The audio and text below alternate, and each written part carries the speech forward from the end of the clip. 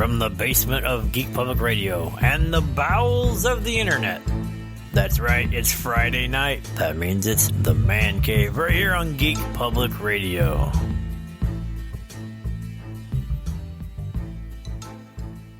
Buttons. This is the Man Cave. Right I'm here Bill. on Geek Public Radio. I'm Brian. And I'm Topher, the guy behind them. We're missing the third amigo, but that's okay. We have Topher, the hairy bastard. Yeah. He's all right to hang out with. I am less hairy right now.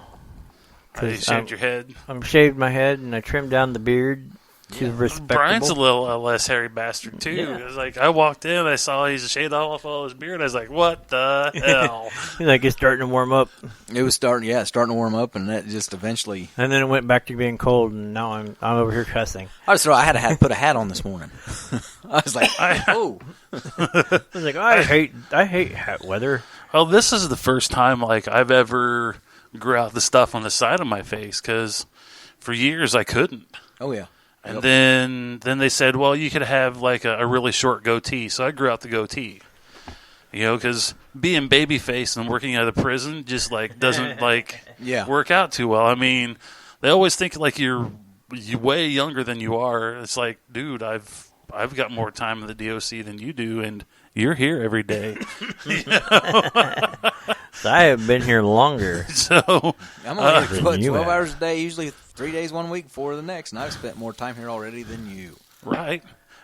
Well, what's really funny though is I was like off so long, and I'm like, and my doctor and work was like, well, we're gonna try to like see if we can find a job for you to do, and so I went back, and they couldn't find really anything. Everything I applied for, they were just like, oh well, we're redistributing manpower, so we eliminated that job. I'm like, okay.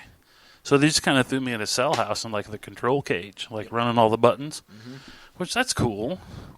But I had been away for almost a year, so you had officers that Didn't know you? didn't know me. Inmates didn't know me, so they all thought I was new. Right? Until I laid into one of them one day. And one of the plumbers looks at me, he goes, I thought I recognized you. I was like, what, it'd take me cussing out some dumbass? He's like, yeah, pretty much. Yeah. He's like, I know you now. It's cool. We're all right. Talking about the prison, Bear who used to be there, Yeah. his death sentence was, they have to retry him. Really? Resent. The three judge panel decided that he wasn't adequately represented during his trial. Yeah. Adequately well, I mean, okay. I mean, I don't have a problem with that. I mean, after so long there, it's just like, you're here, whatever.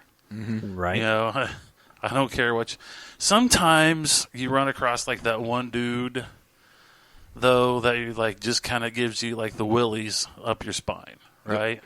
And I mean, it's not like I was scared of him or anything. It just like gave me the creeps. So I had access to like figure out what they were there for. Yeah. I'm going to find out that the dude was actually convicted of necrophilia. Wow. Yeah. No wonder the dude gave me the creeps, right? It's like, you are here because you actually caught and convicted for having sex with a corpse. So, and he was like a huge pain in the ass. Right? Well, I'm like, yeah. That could explain something. Well, but the thing is like, nobody alive likes me. No, I mean, okay, out of context, that's hilarious. But you know, it's just like finally one day he was up there, and like the sergeant and I just had enough of it. I just looked at him. I'm like, I know what you're here for. Nobody knows what I'm here for. Blah blah blah. Like, you got caught having sex with a dead person. It's like necrophilia. Crack open a cold one. He was just kind of looked at me. His like jaw dropped. He like ran out onto the common area. Ran up to his room, and he never bothered us for anything ever again.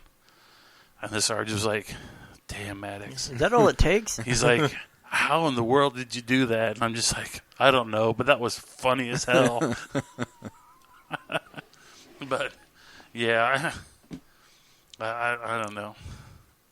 I'm kind of like reminiscing, because like a couple days ago I got like my 20-year pin from the prison. Wow. Yeah. Yeah, and then officially retire. Right. Well, kind of medically. Well, I understand you. Yeah, I got a 20-year pin, and then I had to call Perf to ask him about my disability retirement. So it's kind of like, Yeah. But, Hey, I know one of the higher ups there. yeah, Yeah. Worthman No, at Perf. at Perf. Yeah. You do. Yeah. I'm married to her daughter. Oh yeah. Yeah. Hey, I didn't know that. there's where you can get some of your answers. Well, most of the answers are like online now. So I Yeah, called them. She's like, "Well, we don't have a paper form you have to fill out anymore. It's all online." I'm like, "Oh, okay." She's like, "You did get all that stuff in the mail, right?" I'm like, "Yeah, but I just kind of like put it in my filing cabinet." She's like, "Well, get out your PIN number, go online, register, and then you can there's like a tab up top where it says, I want to retire. And when you click on it, it'll say, applying for disability retirement." I'm like, "Oh, okay, well, I'll do that tomorrow." Yeah. Yeah, it's still it's one of those Daniel's ideas. It's state, but it's not. Yeah, It's I'm getting state, a bunch of stuff private. from like Voya. I don't know. It's Oh, yeah. he privatized a bunch of stuff, Exactly. but then it's still, I don't know. It's messed up. I'm Yeah. going to send them a bill for doing their jingle on it. There you go. I advertised your jingle. Yeah. I'm like, I talked about you on our internet radio station. You owe me $3. 100. I got more equipment to buy. He get him that fancy board. No, we need 800. It was 800 to say that. That's it. Right. I'll do it 7 more times. How's that? You just give me a couple thousand. I'd be like, you give me like $3,000, and I will play your commercial every commercial break I have. Yeah. You give me 5, and it will be, Geek Public Radio coming to you live from the Voya Studios here in beautiful downtown Alexandria. I mean, we're Don't ever come visit. You might be disappointed, but we're I mean, With that money, we will have a downtown studio. location. It's like, hey, Right on the empty streets. right? I mean, like, hey, we're flexible. I mean, Semper Gumby. right? that's like it's been years ago, but I was trying to get on Mass, and I ended up on Fall Creek. I found out where Q95 studio is on accident. Yeah. And you really can't see it. I mean, it's like... It's back. You got to drive back a lane, and then there's trees out in front of it, and you get back there, and it's like, oh, this is where it's at. But it is. It's sort of off by Kinda itself like- in the middle of nowhere. I mean, as much as you can get in the middle of nowhere for Indianapolis. What's funny is Right. that most radio stations are unassuming block buildings in the middle of Nothing. tucked behind crap.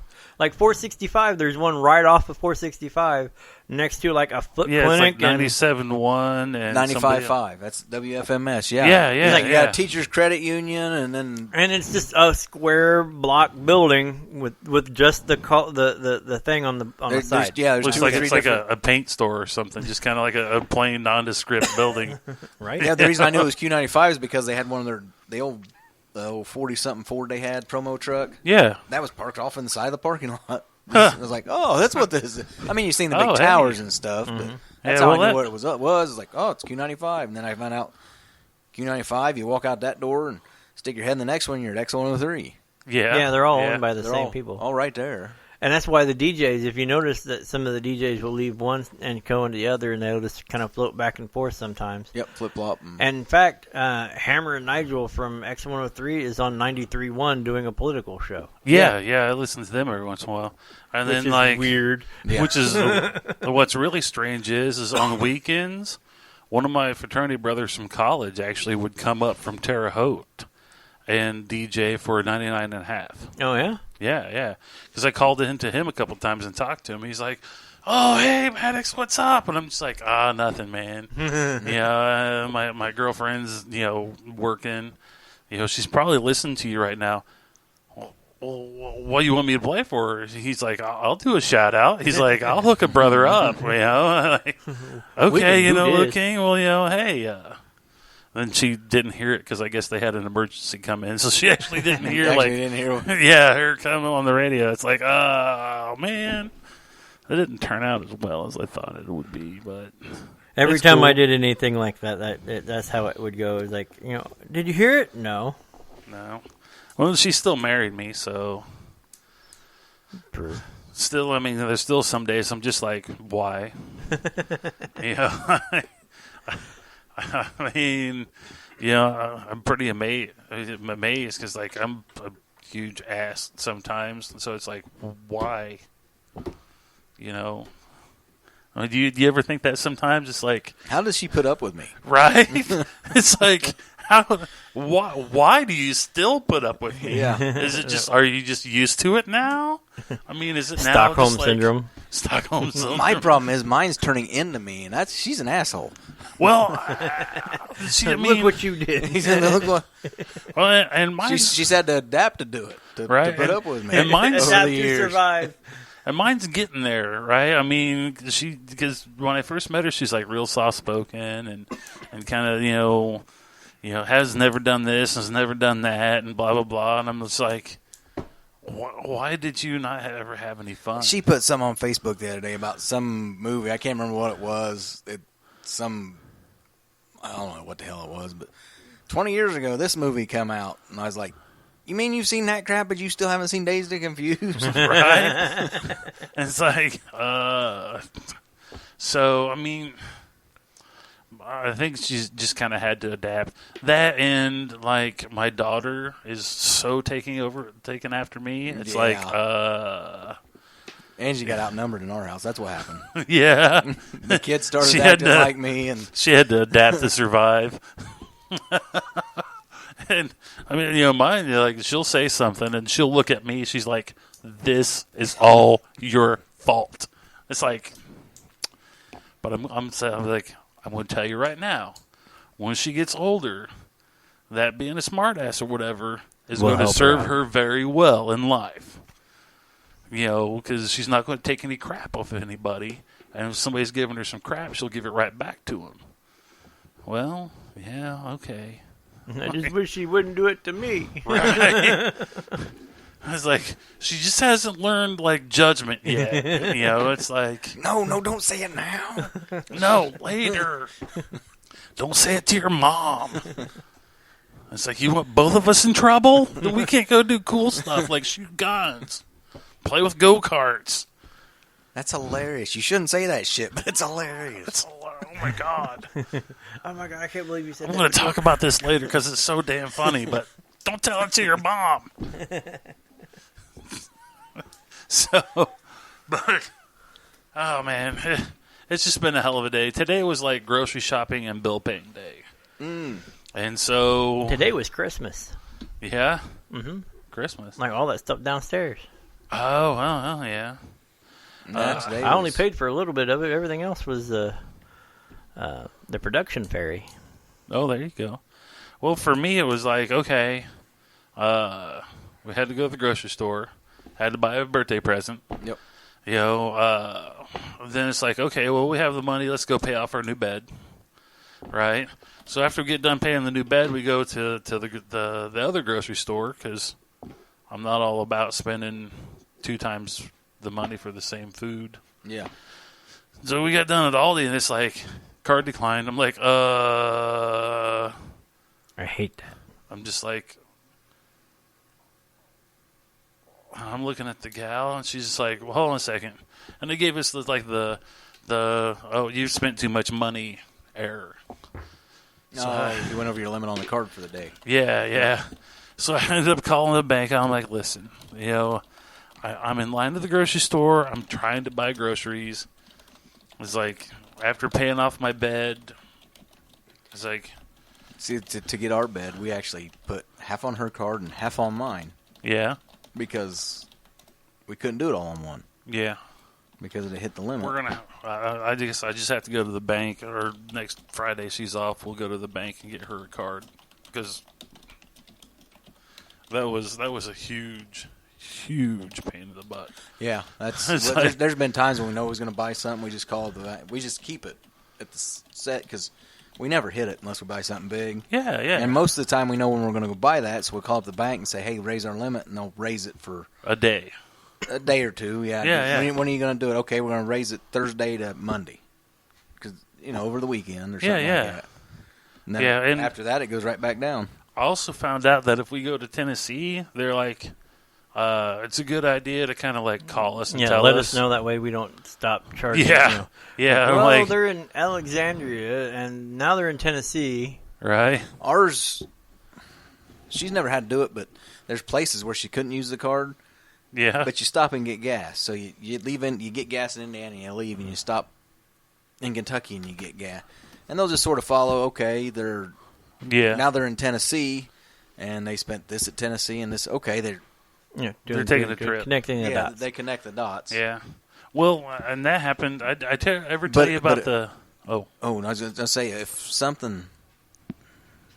you go to Walmart and you're buying stuff and it shows up like exactly $40 or $60 or $100, yeah. my card will get declined. Really? Yep. Because it's an exact amount. An exact amount, and most of the time when it's an exact amount, they think it's fraud. Well, they think it's fraud because people go in and buy gift cards. Mm-hmm. So they get as many gift cards as they can until that card starts saying no. Right. Yep. So by then they have a cash. Yeah, they've got cash, pretty much, and gift cards in their hands. So. Yeah. But if it's an exact amount, they'll. What's funny is this actually was triggered. This exact conversation. An artist friend of mine, Billy Tackett, he did all the zombie, pulp culture zombie stuff, and now he got into. He was one of the ones that originally did the Undead Uncle Sam, and he did covers for the Undead Marvel guys and whatnot.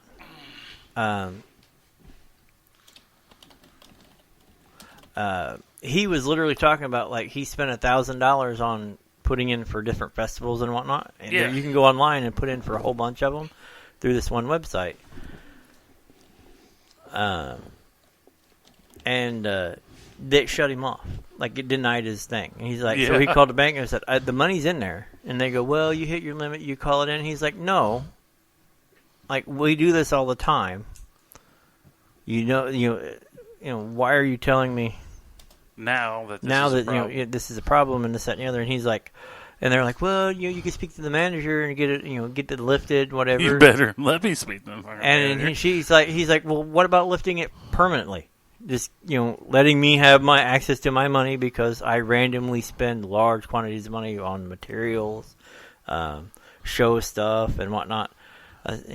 She's like, well, you need to talk to the manager and yada yada. And he's like, we'll put him on the phone. Well, he wasn't there. It'll take 2 days to get to talk. So he finally got fed up with the whole situation and said, you know what? Screw it. I'm coming down there right now to get my money out of the bank. All of it. I'm closing the account. Well, that'll take 5 days before we can close it. You will have my money when I get there, or I'm going to make a scene. I will be there in a half hour. And he came back on and said that they closed it out. Didn't say 2 words about it. Was it an actual bank? Mm-hmm. See, that's why you need like a credit union, because a credit union, if you would say, hey, I want my limit or whatever, blah blah blah, taken off permanently. Yeah, he said that he also has a credit union that sucks too. Oh yeah, and they're getting ready they're getting ready to go like tin cans in a backyard. Because mine's cool about everything, I wish ours was. Like, we got talked into going into one, and it was more regulated and had more fines and fees and this, that, and the other than the bank we left to go there. Which one? FINA. Is that a? Mm-hmm. No, I go to So we started at the Huntington. No, they're a bank. We had no problems with them, and then we moved to Summitville, and so we moved over here because we were told, hey, go over here there. and I think they ended up costing us about $350 in fees and whatnot, just in the 6 months to 7 months that we were there. Huh. I was like, no. I go to Independent over there in Anderson. Mm-hmm. It's a pain to get all the way to the bank if I need to deposit something or whatever, but they're cool about everything. Right. My credit score is seriously shady, right? And I went in there and they have around Christmas time or whatever, they'll do a loan for people that have shady credit scores like me, right? Mm-hmm. And I'm just like, listen, I just want $500 to do Christmas or whatever. They're like, no problem. You have a direct deposit. They're like, can we take it out? I'm like, yeah, you can take it out automatically. That's not a problem if it gets to be a mixture of cash or whatever. We go to the credit union, Anderson's not the Independent, the other one. Like Madison County? No, like Lamco. Lamco, yeah, they're good too. I heard they're good too. Yeah. I love Lamco. They still want you. They wouldn't loan, or I didn't even try to get the money on the bike, but they wouldn't loan me money on the car. And there have been a couple of times I tried to. My credit was nowhere close to what it is now, though. Yeah. Well, I'm just talking but people wise and things like that, they're. Yeah, well, I wasn't trying to get a car. I just wanted $500. Yeah, and they knew that every 2 weeks they could see every 2 weeks I had X amount of money deposited, so they know they could take out their their payment or whatever, and they just set it up to where every time I got paid they took $30, and and that helps my credit score. Mm-hmm. And the other thing cool is I'm probably going to go over there and do is they have secured MasterCards. Mm-hmm. So people like me that are trying to build their credit, I can go in there and put $300 in a savings account. Yep. I was told that's the best way to do it. Yeah. And then leave run about halfway and just leave it that way. That's how I got mine. I got that credit card and I used it for a little while, and then I bought the motorcycle, which really helped. And then the car I had to get it, but my credit card I got, the limit didn't raise, but I went from just a straight credit card to where I got one now that it's 1.5% cash back on any purchase. Yeah. They just upgraded me that because I keep paying the bill. Yeah, what hurt me is being off work sick. It's now that, I have a steady income, it's like, okay, well, now I need to do something to, get it back to where it was. Yep. And they're like, this is the easiest way to do it. Put $300 in the savings account. So I'm going to do it for the wife and for me. That way if she's out and she needs gas or whatever, boop. Yep. You just pay it off. Boop. Yeah. I don't know. Actually, I got the motorcycle before the credit card because the first thing I put on the credit card was the insurance for the motorcycle. Because we'd call and get the insurance on it, and they's like, well, I need it. And I was like, okay, use this then. I just got it today. Right. I'm like, here you go. Oh, man. But it's not going to – it started out as a low limit, and then they bumped it a little bit, and they bumped it a little bit. It's to the point now where if something major happens, but say you blow a tire or if you get stuck out of town one night and have to get – it'll cover that. Exactly. That's the whole point. Yeah. I didn't need a huge limit, but – oh, man. Hey, Topher. Yeah. Can we take our break a little bit early? Yeah. All right, because my pills are working on me. I got to go. Okay. Oh, yeah, we'll be back. We'll be back after this. We'll play some music, and we'll be back at the top of the hour. Oh, gosh.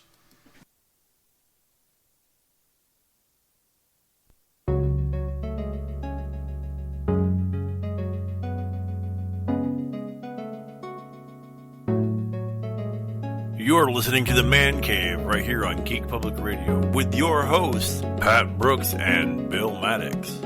You can find out more by checking out the Facebook page, facebook.com/GPR The Man Cave. And now, our hosts, Pat and Bill. See, basement. There we go. Basement. I think it'd be more like, the subcockle area, maybe even in the colon of the Geek Public Radio. I'm changing that. It will say, from the colon of Geek Public Radio. I mean... and the subcockle region of... I'm trying to, look up this... subcockle. You trying to get some prostate doctor as a sponsor? Prostate doctor. Dr. Big Finger. No, that's Big Knuckle. Dr. Big Knuckle. Dr. Stanky Big Knuckle. That reminds me of the joke. Why is a gynecologist like a pizza delivery guy? What's that? Because they can smell it, but they can't eat it. Oh. Well, like I was told one time, though, a lot of times when them doctors are seeing that, it's because the kitty's sick. Right. Right. So it's like, Okay, change the subject. Yeah. Did you see on the news this week where the guy drove through the pothole and had the rebar come up through his car? I saw that. I was just like, holy crap, how in the world? That pothole had deteriorated into the concrete. That's nuts. They showed I seen a picture of it. Yeah, it wasn't any playing around piece of rebar. It was it was rebar about probably bigger around than my thumb. Yeah, and it made a hole probably an inch or better up through the floorboard of his car. Oh damn! I would be pissed. Oh yeah, like he said, he goes, it come up through the floorboard through the back seat. Yeah, if somebody had been sitting back here, that'd have killed them. Oh yeah. Mm-hmm. It's like, listen, Indiana, we have all this money in reserve. If now's not the time to use it, then there ain't one. Right. And you can pave a road, or you can keep replacing cars. What I don't get is why all the money that we're paying in taxes for wheel tax and extra tax on our gasoline goes into the general fund. I'm like, that's the one thing that ticks me off the most. It's like, okay, sure, I'll pay the extra 10 cents a gallon for taxes to fix the roads. Yeah, if it goes into infrastructure. Roads, bridges. Right. But you needed to earmark that money. It's like, okay, Rickers sells 100,000 gallons of fuel a month. Well, you need to take that money you collected for that 100,000 gallons of fuel times 10 cents, and it goes into the fund for DOT to fix our roads, to fix our bridges.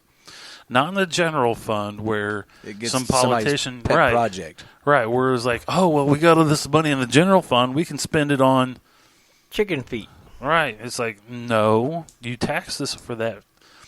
You implicitly taxed us to fix the roads. That's what they claim to get the tax. Yeah. Right. They like daylight savings time is going to bring more jobs to Indiana. It didn't do anything. No, but now everybody wants. Now the big push is to go Central. To go Central, and we I'm fit like Central better than we do Eastern. The bad thing is we actually was set on the time zone we should have been because we're not in either. Right. But what I'm saying, like, if you look at what is Michigan, they're Eastern. Eastern, Kentucky. Everything along our line is Eastern. So if we're going to be the standout of this little bump in the time zone. Yeah, it's because you got all the states. Just because Chicago, Gary, and the surrounding areas want to be on with Chicago, Central, yep. And Evansville wants to be near St. Louis. Yep. That's the only reason they're pushing for the entire state to go that direction. Yeah. Oh, you need to tell them two little areas to be like, guess what? Well, they you're not saying, part of Chicago. You're not part of St. Louis. You're in Indiana. So whatever they say in Indianapolis, we're losing business because no one knows what time to call. And nobody.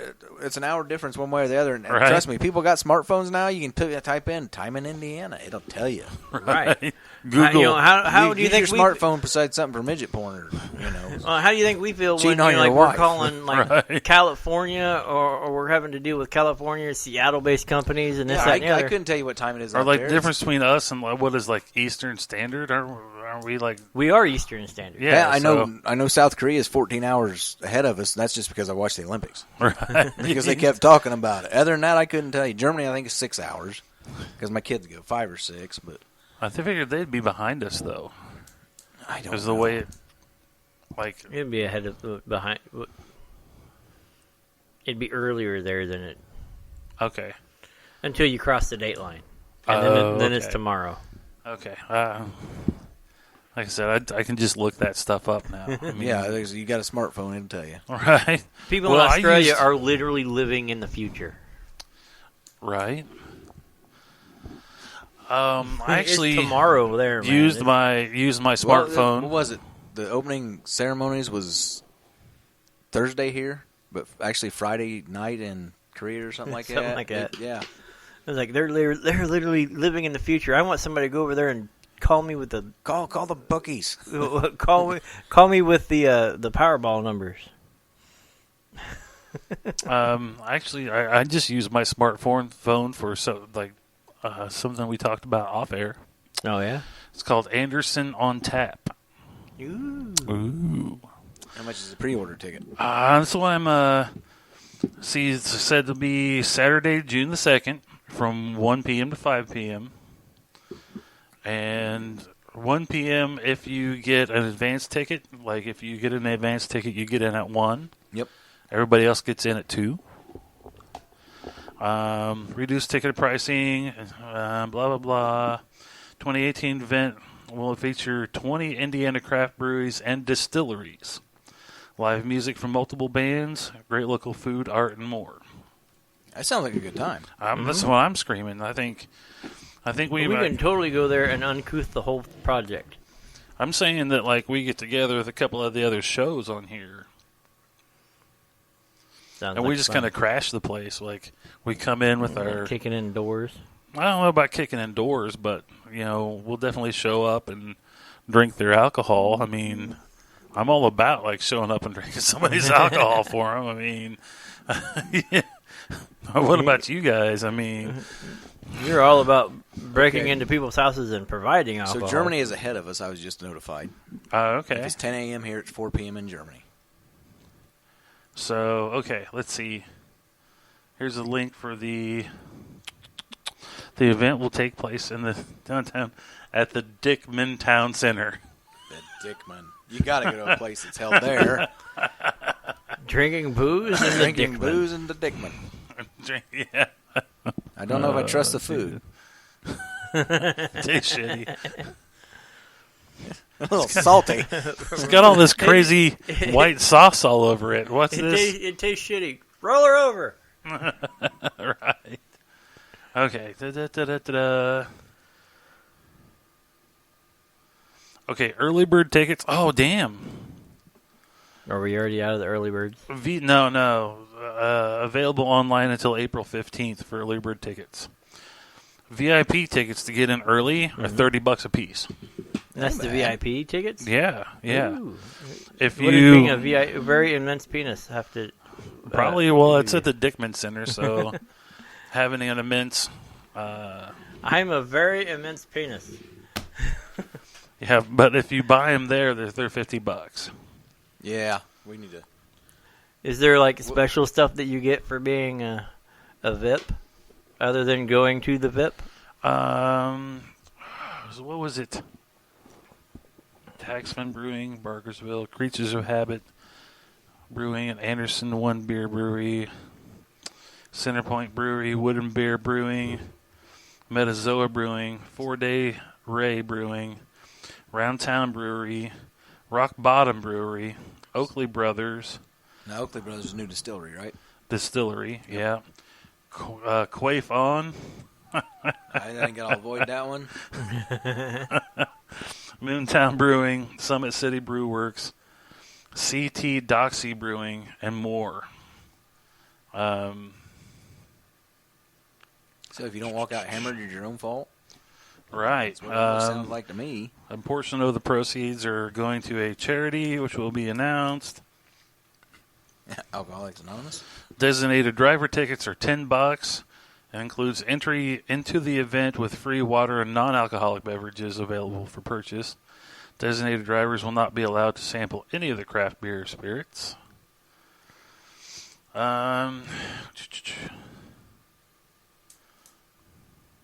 VIP tickets include access to shorter lines, limited edition beers not available during general admission, and entry into the air-conditioned Paramount Theater during the event for additional private beer tastings I on might stage. get myself in trouble, but my wife doesn't like beer.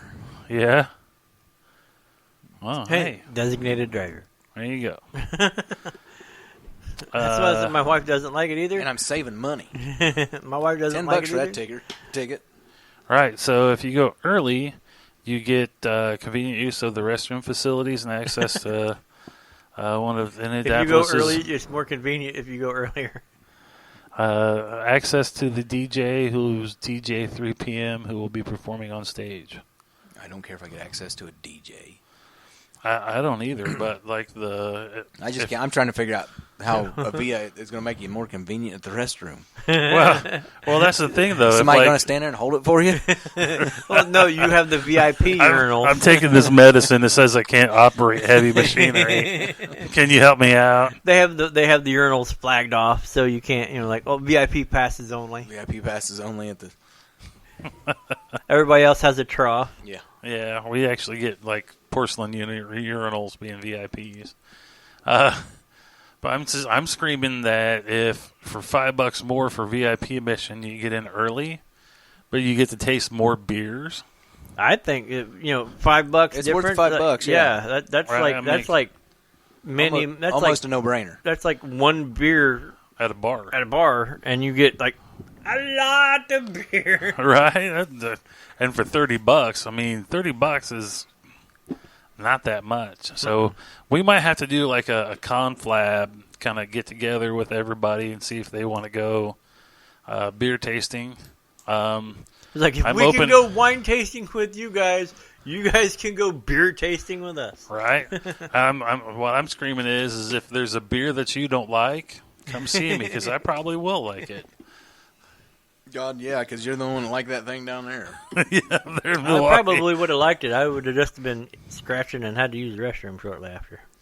Like, hey, Chambers, here's like 4 Benadryl. Or like 2 Benadryl, 2 Claritin. That way we cover all our bases. We're going beer tasting. Now, on the way home, he'll be passed out in the floorboard of the van, but, Yeah. Hey, don't mind me. I'm going to curl up with the spare tire. It's comfy. It's like a big rubber pillow. They got a big, bacon fest in Indianapolis now. It's been going for a few years. I guess it sells out really fast. Mm-hmm. The Bacon Fest and the Mac and Cheese Fest, too. There's a mac and cheese fest? Yeah, they make up all kinds of like crazy gourmet mac and cheese. Like we went to a restaurant somewhere. Mac and cheese with chicken sriracha mac and cheese. Ooh. I was in a restaurant. I can't remember where it was at, but that's good. See, I come up with that stuff more sitting around the house, we'd like cook up this meat, yada yada yada, dice it up, put it in the mac and cheese, and my wife calls it ghetto. But yet there's a fest. There's a whole festival surrounded by about the idea of putting your ghetto mac and cheese. Putting cool stuff into good food into mac and cheese, which is good food. And she calls it ghetto hamburger helper. Oh, hell, now they're putting and I'm like, expensive cheeses in the mac and cheese and everything now. It's like the new in thing. It's Gouda. It's Gouda. Sherry knows all about Gouda being Gouda. Well, and that's the thing, though. Like, you invent stuff like that when, like, you're single and broke. Right? It's like, okay, I've got this. Hot dogs, mac and cheese. That's a staple. Right? And it's like, one time it was, okay, I've got this generic box of mac and cheese, and I've got coney sauce. And I don't know if it was like I was just hammered enough that it was you threw a couple hot dogs in there? Didn't have hot dogs. I was that broke. I was saying, like, to me, it sounded like you got the chili, you got the cheese, you put hot dogs in there, and you have like mac and cheese coney dogs. Right? But I'm just saying, I was so broke. Sign me up. I'll tell you how broke I was. All right, I had powdered milk because I would buy a box of powdered milk because it doesn't really go bad. Right. And you can use it to make stuff like mac and cheese. Put a little bit of water in it because that shit comes out of the faucet for free. Mm-hmm. So it's like, okay, powdered it's milk. $70 here, but yeah. Well, yeah. I mean. But powdered milk, make my milk up, make my mac and cheese, and the only thing I had to get the last can of stuff I had in was coney sauce. So me and my cousin made coney sauce with mac and cheese, But we amazingly always had enough money for beer. So it's funny how that works. Yeah. So like I won't eat today. Enough of these, my liquid diet, and I won't care. Right. So, I mean, it was good. Yeah, I don't know if it lose was weight like that. He'd grab a donut in the morning, and that was it. Yeah. And he'd get home at night, and he'd drink. Well, He'd skip lunch, get home and drink. Drop like 70 pounds. I wish that would drop my weight. Right. But no, it's just I don't know. I think it'd be fun to go, and like I said, we could get some of those like little action cams and like go around and just like we have 3 sitting right here. Randomly, videotape people's reactions to different beers. So what are you drinking? I have it shit in a bottle. It's just horrible. It's just bad. What is wrong with you people? This is literally just shit in a bottle. I'm calling this. I haven't the foggiest. I've had too much to drink. Is there any taste to it? Don't know. I ain't tasted none for the last 3 beers. I can tell you it's liquid. At least I think it is. I didn't have to chew. I think the distillery burnt my taste buds. My God, what'd you do? Just put a glass in a White River, you sick bastards? Don't you know you're supposed to filter this stuff or something? Put the glass in the White River, threw some sugar at it, boom. Whatever happens, happens. Ether. Right. Hell, I can pour this in my car. That would be interesting because have you heard that the problem they've got now is with all the prescription drugs? That even though, it goes through the sewage plant, it still comes out. There's traces of like Viagra and shit like that in the creeks now. So because they can't filter it out of the sewage plants. It's not meant to do that. So when you're like catching fish and they're like rock hard. Yeah, there's a Viagra problem somewhere in that town. But they do. They say small traces of prescription drugs are showing up in the creeks now. Like I caught this fish. It's excited. Mommy, what's that fish doing? I didn't even know that I thought they were just little whatevers. That's weird.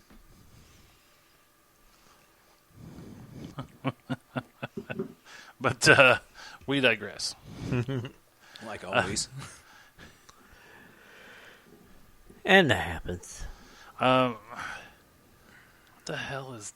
Did you hear about, what is it, the Oscars this weekend or the Academy Awards or whatever? I was talking about on the radio this morning. No. I guess it's this weekend because they was complaining about it. And the only... They complain about everything. I looked at one of the movies. Yeah. And it actually sounded halfway decent. It was, I think her name's Frances McDermott.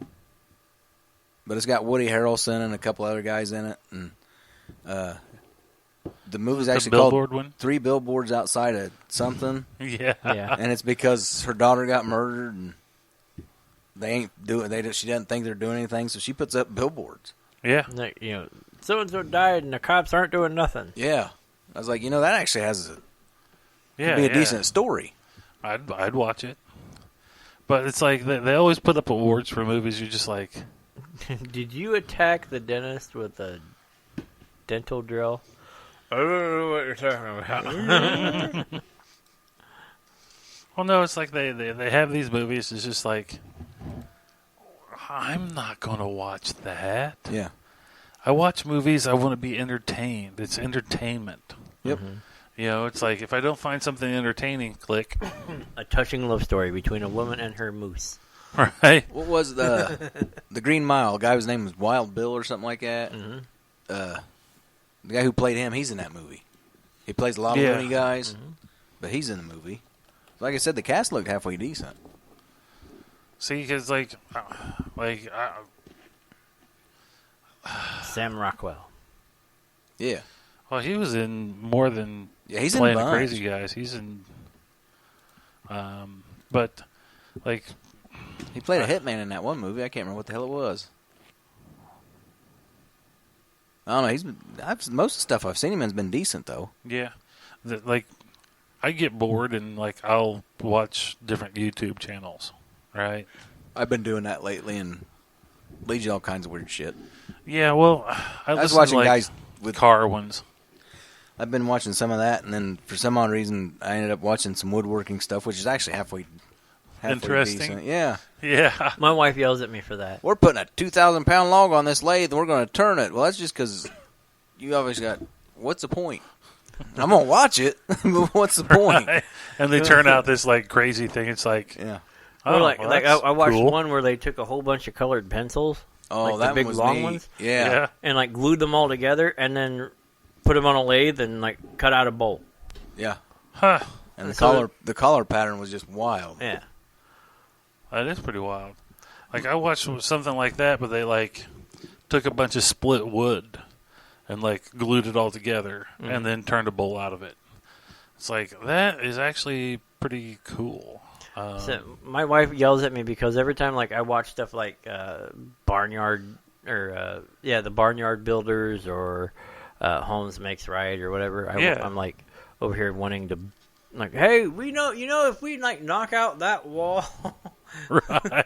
we Yeah, no, I get it. It's like, you know how many times I've watched one of those shows and I'm like, man, if I knock out the wall between here and the front room, we'd have lots of light, and it'll like be like a totally open concept on our house, and it's like, no, what? No, you can't do that. Oh, okay. Which is a neat idea. But I'm watching this one. This guy bought a totaled Lamborghini. Yeah. Spider or whatever.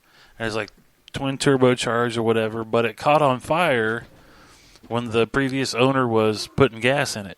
Yeah. And so he's the same guy. I've watched a couple of them. He buys like 7 Series BMWs and just finds them cheap. It was like Tavares. I think that was it. He bought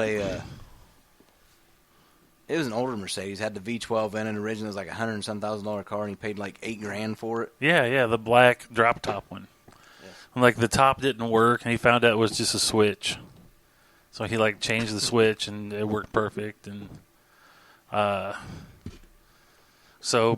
he bought on like Copart or something. He bought this Lamborghini Huracan or whatever. And he's been taking it apart. And it's funny because... Well, for me it's funny because, like, he uses... Like, you can tell, like, he needed to take the transmission out of it, right? He needed to buy an engine hoist. Yeah. So he just went to Harbor Freight and bought an engine hoist, right? And he's working on this, like, supercar with, like, Harbor Freight tools. It's like... He's like... balling on a budget, really. Right? Like, I'll buy the supercar for really like cheap. Use Harbor Freight tools and then sell it for $150,000. So I mean, like, and he was just like, I don't have the money to replace because it had like a special spec clutch was like the name of it. Yeah. To have it replaced, it was like $6,000. Oh yeah. And come to find out that the car had sat so long that like. Because there's like multiple plates. Mm-hmm. I guess like the clutch corroded together from sitting. So he took it apart, cleaned it all up. And he's like, I'm going to put it back in. Like, that's what I would do. Yeah. Because I'm broke as a joke. Yeah. I ain't got $6,000 to spend on it. I ain't got $6,000 to spend on a car, let alone a clutch. Right. Well, and what's funny about that is that's kind of the direction I was talking about with the transfer case for the dually. I was like, since it's just that one arm, can't you just buy that one arm? Or you can, actually, yeah. And then we'll just put it on and put it back together and, It's like, no, we got to, I'm like, but it'd be cheaper. It would have been. I'm not sure. When I was looking stuff up, some parts with prices came up with it. And like I said, it's got 2 arms in it that shift the, in 4-wheel high and stuff like that. And the top of one of the arms got wore out, and that's what let that gear pop out and put it in neutral. My wife, the comedian. But yeah, like I said, I think if you did course, it was a fair point that, because I was like, why don't you just fix, take the new one, put it in. Yep. Fix the old one, put it on a shelf just in case the new one breaks. Core charge. I'm like, oh, okay. I'll shut up. Yeah. I'll shut up. I'll be over here. $400 core charge on a transfer case, we found out. Yeah. I mean, I'll be quiet over here. Well, I mean, sometimes it's like the core charge is only like $15. It depends on what you get. Yeah. Yeah, it's like I'm not going to spend. I mean, the $10. The core charge on a 4-cylinder engine is $250. Yep. And like I said, it all depends what it is. It's like, and if it's a used one, it's only $50. like if you get it I out ordered of pick apart, it's only $50. Yeah, I ordered a starter off Rock Auto, and the core charge is like $13. I'm like, you know what? I'm not going to spend the exact same amount of money in shipping that I'm going to get back from you for shipping a starter back. There's a core charge on batteries. What's it now? It's like $6. I think last time I can't remember. I know I bought one for the motorcycle, and it wasn't worth even pissing with it. Yeah. I mean, it's a different story if you take it out before you go and just like take it with you. It's like, well, here's the old one. We'll compare it to the new one. Yeah, $8 core charge. Well, I'm not going to drive, half hour to bring it to get my $8 back. Right. Now, like I will like sometimes, most of the time, I buy actual batteries. I get them at Rule King. Yeah. Because they sell X-side batteries. It's like. That's where I got the motorcycle battery at. Yeah, it's like it's a name brand battery. And it's like, okay, well, I'm here every 2 weeks anyway. So I'll tell you what, the AA, X-side, AACs, all those, they small. X-side makes small ones. Yeah. Them batteries last. And they're cheap. You can get like a 20 or 30 pack of AA's for like $5 or something. Yeah. Last time I bought batteries, I just bought I bought them off Amazon Basics. Yeah. It was like a 48 pack of AA batteries for $9. That ain't bad. No. So I'm just like, we go through AA and AAA batteries so much. I'm like, I'm just going to buy a big, huge honking pack of them. I just have them because I'm tired of every time I go get in the drawer. Yeah, my daughter's used all the AA batteries for her little like speaker for her iPad. It's like the Bluetooth speaker. Yeah, it's like, okay, well now I have no batteries for my remote. This makes me very, very sad. But that way I can get a good smoking of answers. What? No, nothing. I was giving my wife a hard time earlier about flashing me. Like, you never flash me, blah, blah, blah. She's like, you probably get to see mine more than any of your friends get to see their wives. I'm like, we're married, so it's not like it's a big deal. It's not like it's a contest. Right. So she's like, you need to ask, Brian and Chris, how many times a day they get to see their wife's boobs. I was like, well, if they want to answer. All the time? See? I mean... all we do is lock the door, make sure the windows are drawn tight, and, Right? Not as often as we used to. How's that? 2-year-old puts a kibosh on that shit. See, that's the thing, is we have no kids. Right? So it's like... None that are home. Tune in Tokyo. I'm like, yeah. She walks in and she's like, I hate bras. Well, there you go. And I'm like, I support you. Yeah. In more ways than one. Yeah. Amazing. I have 2 hands. I support you. Right. And then, of course, that devolves into a joke about how, the band boosters are a bunch of jock straps. Yeah. Because, they're athletic supporters. Athletic supporters. If you can't be an athlete, be an athletic supporter. So there's your answer, dear. If you're listening, every goddamn day of the week, right? We're married. It's not like it's a big deal, right? Like, you walk into the bathroom when I'm there, so. Yeah. What's funny is like when nobody's here and the doors are locked, so nobody can just show up. Right. None of the doors shut. Why? I mean, no, they're just the bathroom doors are open, the bedroom doors are open. But that's the thing. That's the thing about being married. It's like, okay, well, I'm married to you. We should be comfortable enough that. And of course, that goes along with the, honey, grab the toilet paper. I'm out. Yeah. Oh God, did you just die? We're normally never home alone. Right. And in my house, I always have to lock a door. Oh, jeez. That's right, because I guess she's learned to open doors now. Yeah, I'm outnumbered. Right. What are you doing? Taking a poop. I carried upstairs the other day, and actually I followed her up the stairs, and she automatically goes to Sherry's room. She starts knocking on the door, and Sherry's saying, "What, Abby? What, Abby?" And she knocks one more time, and Sherry's like, "What, Abby?" And all of a sudden, plain as day, you hear, "Open the door." I just started laughing. I was like, "Where did you learn that one, kid?" Yeah, plain as day. She'll mumble all day long, but it doesn't come out. You could just open the door. She's like, open the door. Exactly. Nice. But,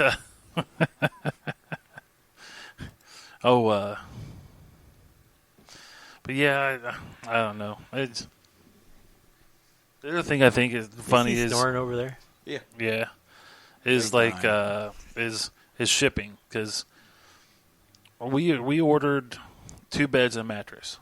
Yeah. Right. We got them on Hay Needle Wayfair, like Yep. kind of like you guys did. Yep. The wife and I's bed showed up today, and the daughter's mattress showed up. The daughter's bed isn't scheduled to be delivered until Monday. Yeah. Our bed won't come to the warehouse at Art Van or whatever until Tuesday. I'm just like, okay. Gee, thanks, guys. Yeah, it's like I ordered a bunch of parts off of Rock Auto. We we did the girls' mattress. We got one mattress one day, and then I think it was another mattress the next day, and then the bed finally showed up the day after. Yeah, it's like, I guess they just kind of drop ship them from different warehouses or whatever. But it's like, really, all this stuff can't like come all on the same day. I mean, the Beatles made a whole song about it. We got our bed on a Saturday. Yeah, we got our bed on a Saturday. Earliest they could get it to us because of the warehouse. They had them in stock, but they couldn't. Finally, they delivered it on Thursday. But hell, we just went ahead and got their cheap $30 frame. Yeah. Like, we didn't need anything. If we want something fancier, we'll get it later. For right now, we just need something to get us through. Like I said, the Beatles made a song about it. Come together right now and ship it. One time. It's and ship it right. But I feel like a damn little kid on that new bed. Yeah. You got a box spring, and then the mattress itself's like 15, 16. Yeah. So you have I sit on the edge of it. Yeah, I sit on the edge of it. My feet don't touch the ground. Well, give it 5 years. It'll all push down. All compress. yeah. And weigh 37 pounds from all the dead skin that they collect. Yeah. That was a fact that I didn't need to know. Well, and then like. Then, like, the one place is like, well, it'll be $100 to bring you your mattress and box. We're like, $100 to deliver it? Yeah, it'll be $100. It's like, I just gave you a crap ton of money for a mattress and box springs. Mm-hmm. The least you could do is bring it to me. Yeah, mine was free from her. Yeah. Well, I guess during the President's Day sale, when you guys bought yours, since we didn't buy ours outright, that free shipping or free delivery or whatever and haul off with the old was part of their President's Day deal. But since I just put money down on mine and came back later and paid it off, it was no longer considered in the President's Day sale for the free delivery, but my price was guaranteed. I'm like, well, you know what? I've got I know where I can borrow like a 8x12 trailer with big tall sides on it. I'll spend $10 in gas and come get it myself. Yeah, no kidding. It's okay. So, I know it's kind of exciting though, because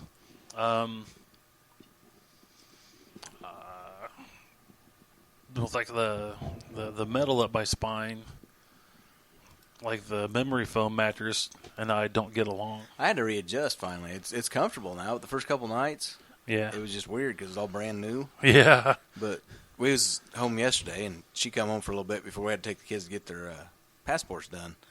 She goes, "I'm gonna lay down." She lays down in a little office area. I was like, "You make a whole lot of damn sense." I said, "We got a brand new bed, and you're laying down in there." She goes, "That's because if I go up there, I won't get back up." Right. She goes, "I fall asleep on that bed, I won't move." It's like, I can't say much because I woke up Thursday. I knew didn't have to work because we had stuff to do and it was raining to be hell. I got up at 5 o'clock, thought, I'm going to lay here for a little longer. Next thing you know, I roll back over, it's 6:30. It's like, yeah, this doesn't happen very often. I better get up. Right. Just, with the memory foam, like I said, I would go to bed, then I'd wake up at like midnight. Mm-hmm. Then I'd lay back down. I'd wake up at like 2:33. I'd lay back down.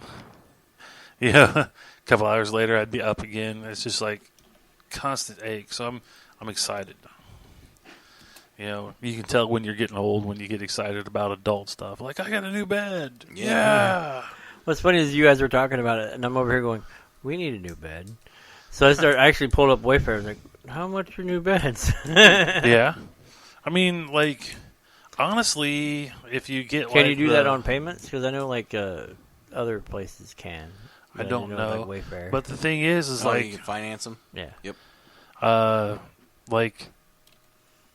I don't know what size of bed you want, but like my daughter's 8-inch memory foam mattress is only like $100 with free shipping.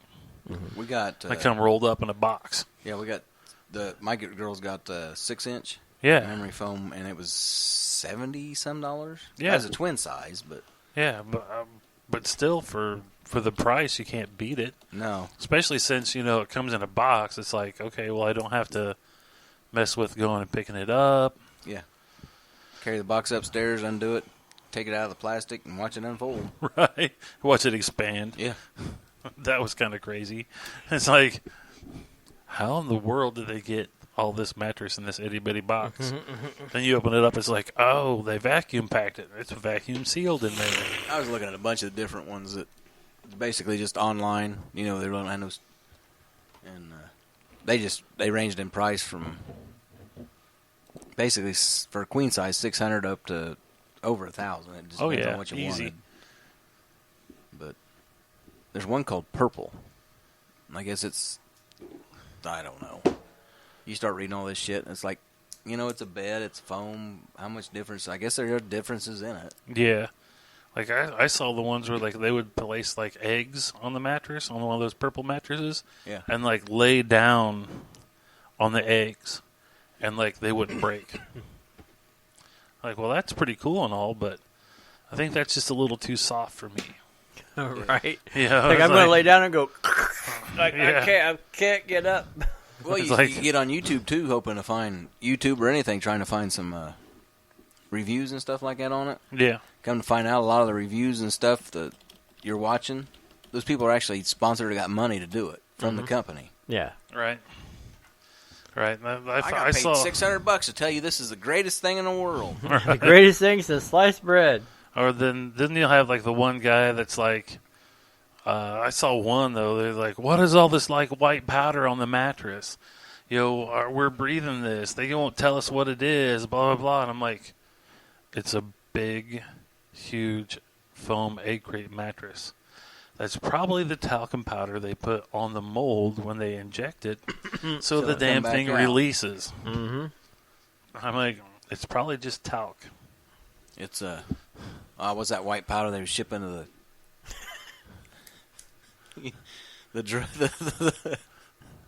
She just told him, you know what I'm talking about. Yeah. They shipping in the envelopes. Oh, ricin? Yeah. Should have told him that's what it is. They found another way to get it delivered, you dumbass. It's anthrax. It's anthrax. Now, all those mattresses come from Mexico. So that's black tar heroin. What do you think it is? Check to see if the packaging is Colombia. Right. That'll give you a clue. It depends on where it come from. Right. That was made in Colombia. Well, that's Coke on that mattress. If it come from India, it's more than likely the opiate variety. And probably it came from, them testing out the mattress by snorting Coke off a hooker's ass. That's where Fun when time. they smuggled it, the bag exploded, you got the residuals. Right. That gives a whole new meaning to residuals. I got residuals. Really? Nice. Kind of like, does that go away with, some antibiotics or like a shot of penicillin or something? You hope. That's what you hope. Right. Like, that reminds me of like some old school jokes though. Like, what's the Russian word for VD? Rachukakov. Yeah. Yeah, busting out some old school jokes. But way back. But Don't mess with the guy with the Wayback Machine. right. I'd like to have a Wayback Machine. Just call me Mr. Peabody. Do you remember that episode of News Radio? No. I don't think I ever watched News Radio. Oh, that was hilarious. It had the guy from Kids in the Hall Okay. as the new news director, whatever. And you had the station manager, and like everything was going on. And one of the times, like he was a really flighty station manager type owner, whatever, and he was like, now just pretend that we have a Wayback Machine and we're doing this and yada yada yada, and we can go back. And he was like, well, if you have a Wayback Machine, wouldn't you go back and fix it to begin with? He goes, don't mess with a guy with a Wayback Machine. I can make it that you were never born. Right. And it's like, What was the show that Phil Hartman was on before he wiped? I think it was News Radio. I watched a little bit of it, and after he, got I think killed. I think he was the sports guy for News Radio. Yeah, once he got killed, the show wasn't. That's funny. It lasted another year. He played Bill McNeil. Yeah, on it was there, with David Foley and Joe Rogan, and Andy Dick was in there. Yep. Like, I can't remember the name of the guy who played the owner or the station manager or whatever. Now David Spade was on a show, something like that too. What was that? Just Shoot Me. Just Shoot Me. That was it. Yeah, that was about models or some crazy shit, wasn't it?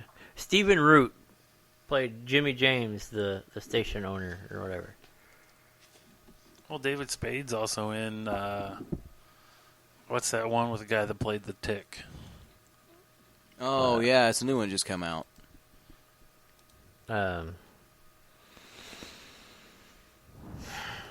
Warburton?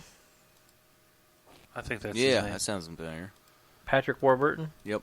Well, he's like in a TV show with David Spade, and I can't remember the name of it. I catch it on syndication every once in a while. Rules of Engagement? Yeah. I catch it on syndication every once in a while. I was sitting here like, he has a weird name. It's not like Wahlburgers, because I like that show too. That's like one of the reality things that I like, because I'm a fat guy and they talk about making hamburgers. And it's like, well, I want to go there just to try the food. I don't care that you're on television. I just want the food. Just like it's like Diners, Dive-In, Drive-Ins and Dives. Yeah. It's like, just feed me. I'll be happy. Yeah, and it's funny because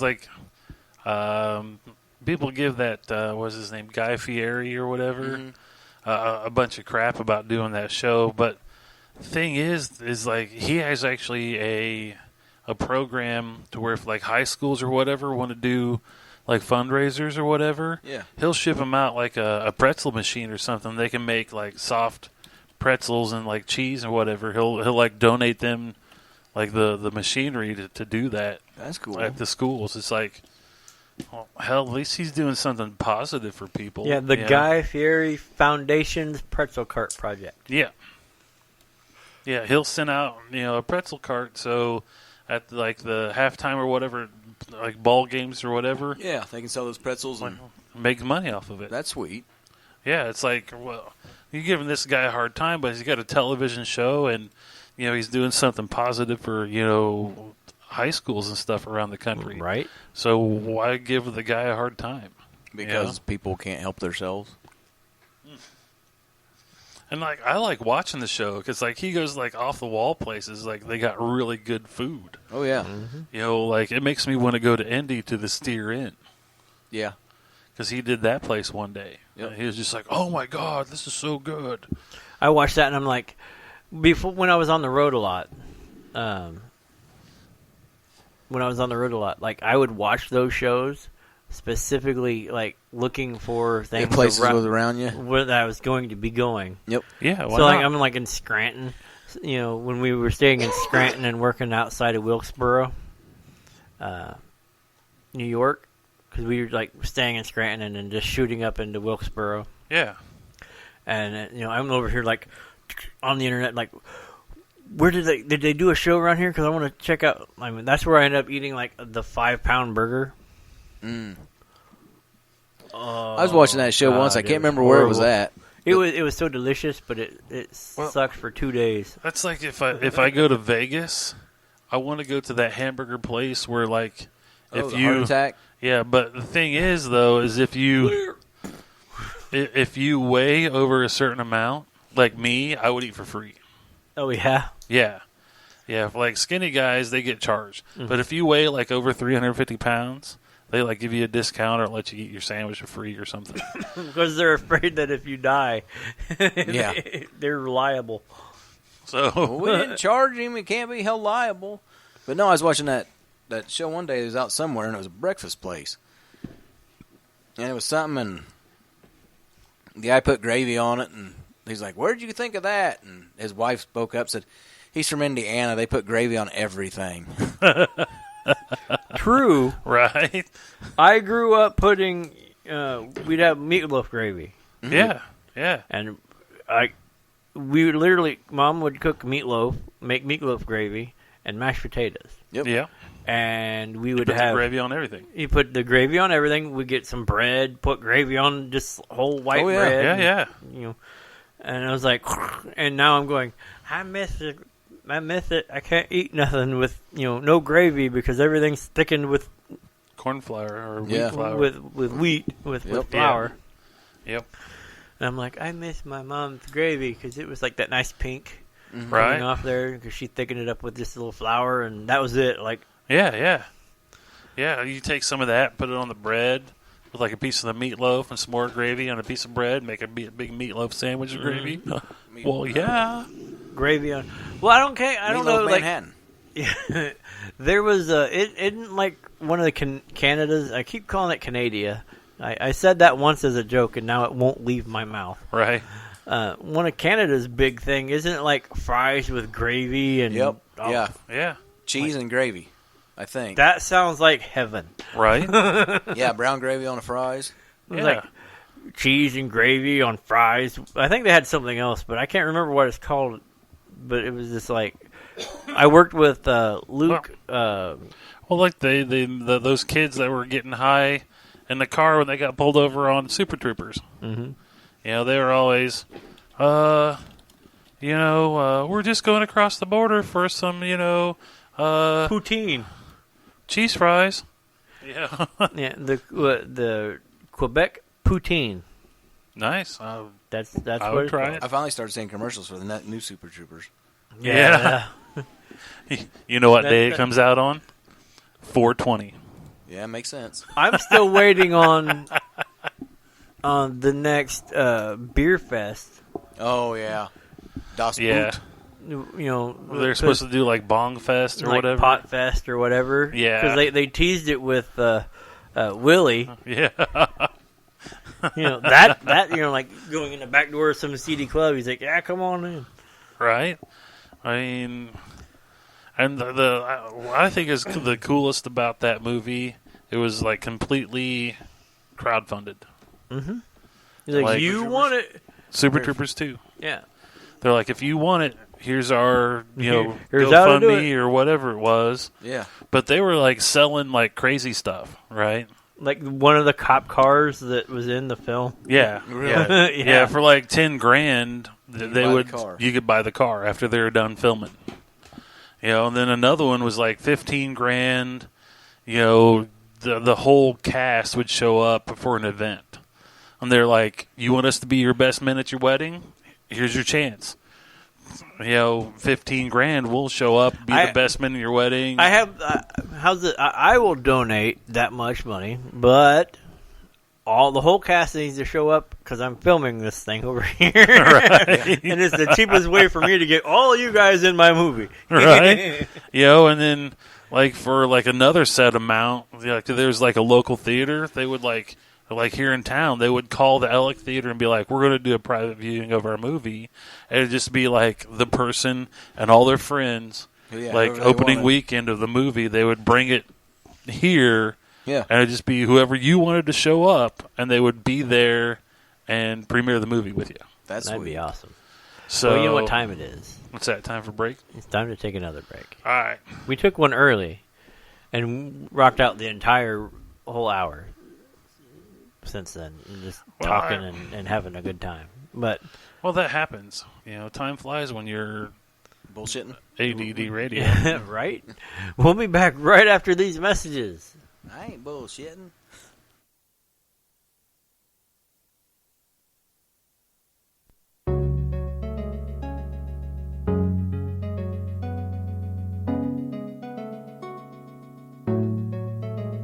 You're listening to the Man Cave right here on Geek Public Radio with your hosts, Pat Brooks and Bill Maddox. You can find out more by checking out the Facebook page, facebook.com/GPR The Man Cave. And now, our hosts, Pat and Bill. Yeah, it's actually Brian. Like Brian and Bill right now. And Topher. And Topher. But and apple cider. Apple cider. Yeah, I brought over some hard cider. Because Topher can't do like the beers and stuff. It's good. It's good. Yeah, well, and that's the thing is like you gave me all the bottles, but it's just like apples aren't in season. It's March. But so what's funny is we popped that and it was like champagne. Yeah, it's not really. How many apples does it take to make a bottle that size? I don't know. I think the best figure is how many apples does it take to make 5 gallons? Because that'd be your yeah. What it was just I went over to a buddy's house. He's got an orchard, and I just went back there with the wheelbarrow and filled up the wheelbarrow. Like somebody said something about like 16 pounds of strawberries to make strawberry wine. Something like that. I'm using 6. I'm going to go raid Rulers right now. Yeah. Well, I'm using 6 pounds of frozen berries to make this dragon's blood I'm working on. Mm-hmm. So we're going to give it a go. This will be the first time I make it. Everything else has turned out pretty decent that I've made. I enjoy it. So I like being a taste tester. Yeah, yeah. Here, try this banana. Here, try this. Here, try that. I ain't again it. No, the banana is the one that surprised me the most. Yeah, I'm still waiting on my taste of banana. Well, I got to bottle it, so probably like next Friday I'll bring a bottle of the chilled banana and we'll split that up. That sounds good. That sounds like a plan. I can walk home. Well, make plans. You just catch it right here and then. Yeah, it's probably. It's not like it's only. It's more than a block. Yeah, I think it finished out at like 15. I think 3 blocks. 15 or 16% alcohol. Ooh. It had the potential to be like 19, but it finally finished percolating at about 16. I want to know how that carbonized. That probably carbonized. It didn't. It wasn't as. Because you look at the thing, it like sucked it into the. Yeah, what I did was I didn't kill off the yeast. The yeast was mainly dead at the end of the fermentation, but it was like probably still a little bit in it. And so when I put it in the bottle, I just put like a teaspoon of sugar in there, and that sugar will react with what little yeast is left and make carbon dioxide. Because like the cork looks like it has been. Yeah, and I can do that with the bottles that you donated to the cause. I can do that. So you have like little beer bottle looking stuff full of like. Yeah, well, I'm using the old style looking Grolsch bottles like what you gave me. Yeah. So they actually have like little, looks like lozenges. Mm-hmm. I have a couple more bottles for you, by the way. Awesome. But you put those down in the bottle and you just cap it, and then you got to let it sit for like a couple of months. But when you get done, it'll be carbonated and everything, and it'll pop when you open it. And we can do that. Refreshing. Yeah, and we can do that with that style of bottle because they're like a heavy bottle meant to make beer and stuff and like carbonated beverages. So it's like I'm going to try it with my next cider because that sparkling hard cider was really good. And those and like part of my batch was just kind of like hard cider without the sparkling, and half of the batch was with. So, and I forgot that was like one of my first batches, so I forgot to label what was what. Yeah. But then, with my mom working at a grocery store, when they get in wine, she would save me the wine boxes. Yeah. So now I've got like actual like shipping boxes with like the dividers and everything. To where you can put the bottles in there and label it. Yeah. At least write on the box what it is.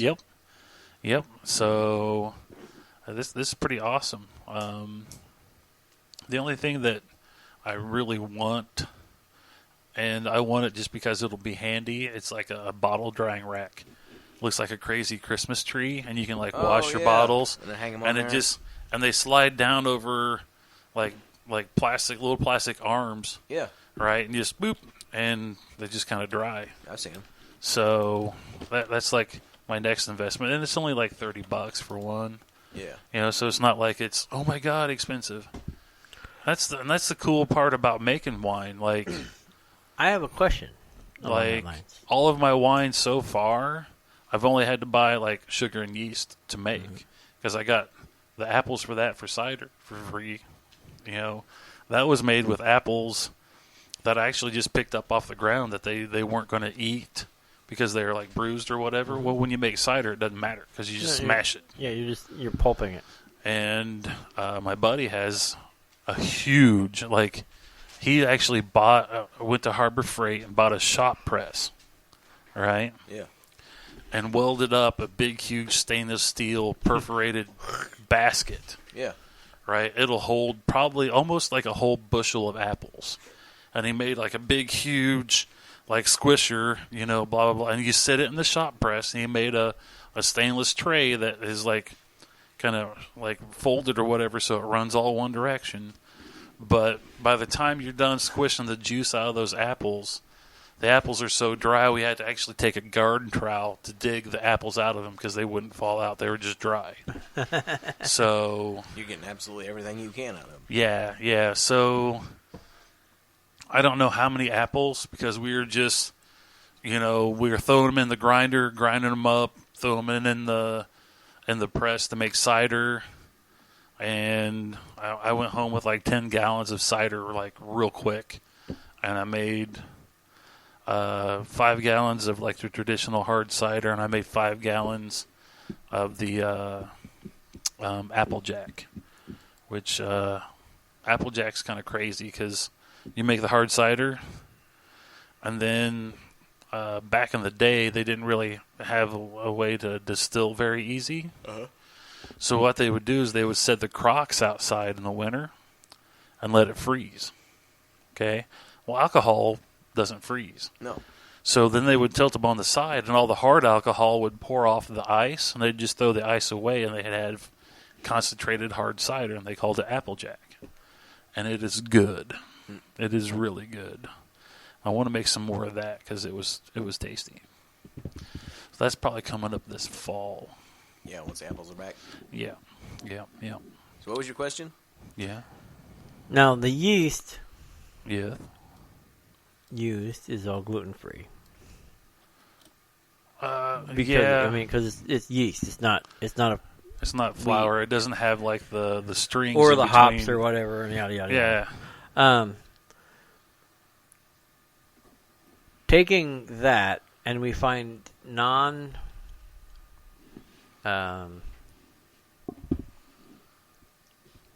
hoppy items to make a craft gluten-free beer. Yeah, that'd be pretty interesting. I know they make them. Yeah, I've seen a couple different brands of gluten-free beer. Yeah, I don't. I know that takes a lot of cooking and stirring at a constant temperature. Which when I tried it, we had an electric oven that didn't like to regulate temperature. Yeah. So it was like turn it up, turn it off, turn it up, turn it down, turn it up, turn it on, turn it up. Down. Yeah, something like that. You would be better off like since our cooktop only one of the burners works right. So like my aunt gave me one of those induction cook stoves. Yeah. Mm-hmm.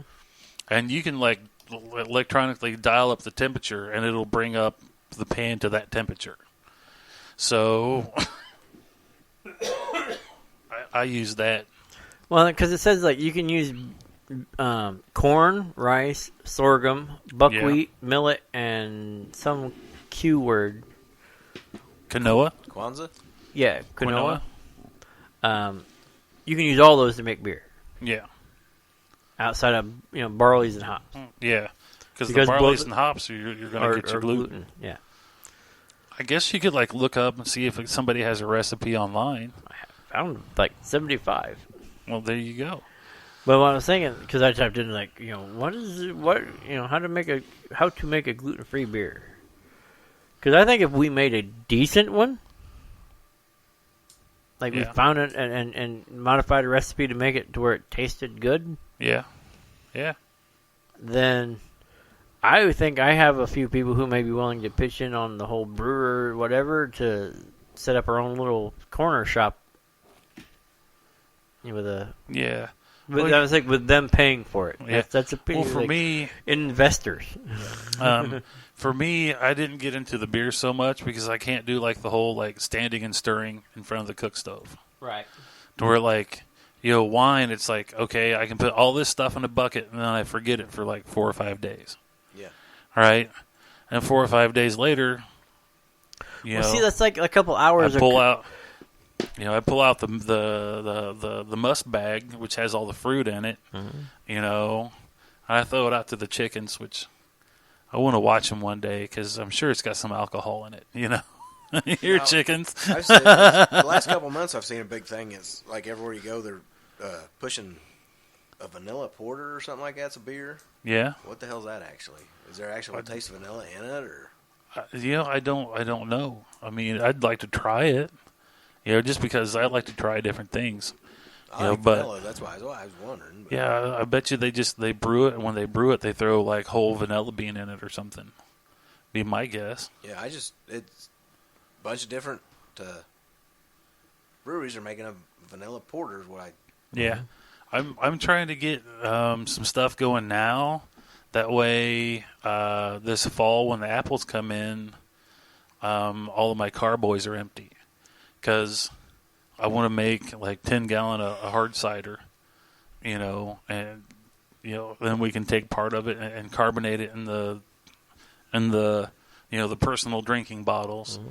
and then part of it I just that's an entire 12-pack of right that. Yeah, that I gave you. Yeah, and I've got some at my house that I used for the last time I made hard cider, mm-hmm. And. Honestly, I get those at Aldi in the fall. They have pumpkin cider that comes in them, mm-hmm. right? And the pumpkin cider, it's okay, but I was more interested in okay, well, I can use this bottle. Yeah, I think they went crazy with the whole pumpkin thing, just too much. Yeah. Right. Yeah, the pumpkin spice must flow. I found this one thing. I said 5 pounds of white sorghum malt. Yeah. 1 pound of white sorghum malt, kilned and toasted, whatever. Brie sweet white sorghum syrup. Okay. The enzymes. Centennial hops. which apparently are the AAU Centennial are gluten free. Oh, that's cool. Cascade hops, because apparently it's the barley that's the issue. Yeah. And Amarillo hops, and fermented dried ale yeast. Yeah. And 0.75 cups of corn sugar. Yeah. See, for me, all of that's just not worth it to make a beer. Right. Well, I'm saying is they have actual cooked things with the stirrers in it. Like if you have somebody who actually literally say, "Oh, I really like that," then you can get those in a small setting. Oh, cool. And all you have to do is pay for the permit to be a brewery. Yeah, and you for like the sales tax and stuff. Yeah, well, not just that, but you can actually have a place for people to sell it as a brewery. Yeah, that's and whatnot. That's that would include your. But I couldn't make that at the house and sell it. True, because you can't cook it. Even though some of the best restaurants that I know, like with the little old ladies cooking, they cook at home, bring it into the thing, and yeah. But the thing is, that's illegal. When you have like a winery or a brewery or whatever, you have to keep track of everything you bring in there to make the alcohol. Right. So I couldn't make wine at home, take it up to the winery, and sell it. Because that wasn't brought into the winery specifically to make wine there. Right. It all has to be tracked. Yeah. They want to know how much sugar you're using, how much blank you're using, so they can keep track of how much you sell. Because if you bring in, a whole bunch of ingredients, but you're only selling, like I got 500 pounds of sugar. Well, we only sold 20 bottles. It's like, where the hell's the rest of the stuff go? Yeah, where'd all the rest of the alcohol go? They. I don't know where the rest of the taste testing. Yeah, drinking. It's called marketing. We had to give free samples. Right, we had people come in and do like a tour, and we were giving away glasses. Next thing you know, it was a damn party. Right, raise the roof. But like I said, and I didn't get into the beer thing because, for a long time I was broke. Right. So it's like, it isn't expensive. Yeah, so it's like, Dog's Fish Head has a gluten-free beer. Nice. I didn't realize that's like Fort Wayne. So for me, it was like, okay. People would like call me up and be like, "Hey, I've got like, 6 bushels of pears. You want them?" Well, yeah, I want them. So I started making, the pear wine. I just went, to like Aldi, where it's like, $1.50 for 4 pounds of sugar. So it's like, okay, well, I put 12 pounds of sugar in there. It's, $4.50. Is Chet even messing with making any stuff anymore? Yeah. He's still doing. So he has like 3 carboys full of what Jared gave him. Yep. Last time I was there. Yeah. And it's like, okay, and then this yeast cost me $1. I had all the equipment to make it. I go to get the bottles for free at the recycling center. Yep. Corks cost me, so much per bag of 100. It's like, so, okay, you make about 25 bottles per 5-gallon carboy. So I'm like, okay, well, I've got, $5.50 and 25 bottles of alcohol. That's a good trade-off. Right. And that, it was a hobby that I could do for, being broke, because it was reasonable. Because then, like, I could break that up to where every time I went to the grocery store, I'd buy a bag of sugar. Yeah. Instead of having a big, huge expense at one time. Why can't we carry this in our local bars? Because nobody cares that you don't need gluten. Like the top 5. What's funny is like out of the top 5 best gluten-free beers. Yeah. All of them but one are UK beers. Or Belgium's. Like the number one is Brunhot Bio Blonde. That's gluten-extracted hops. Gluten-extracted? Barley. And it's listed as not just a great gluten-free beer, but just a great beer in general. Huh. And it's a blonde. So it's a nice yellow, amber, color, and I love blondes. I just wonder. I know that sounds bad, but no, as a beer. I just wonder if there's like an importer here. It should be, because that's this is a Belgian Tripel. I love Belgian beer. I love Belgian wits because they're just awesome. Another Belgian Green's Endeavour from West Yorkshire, UK.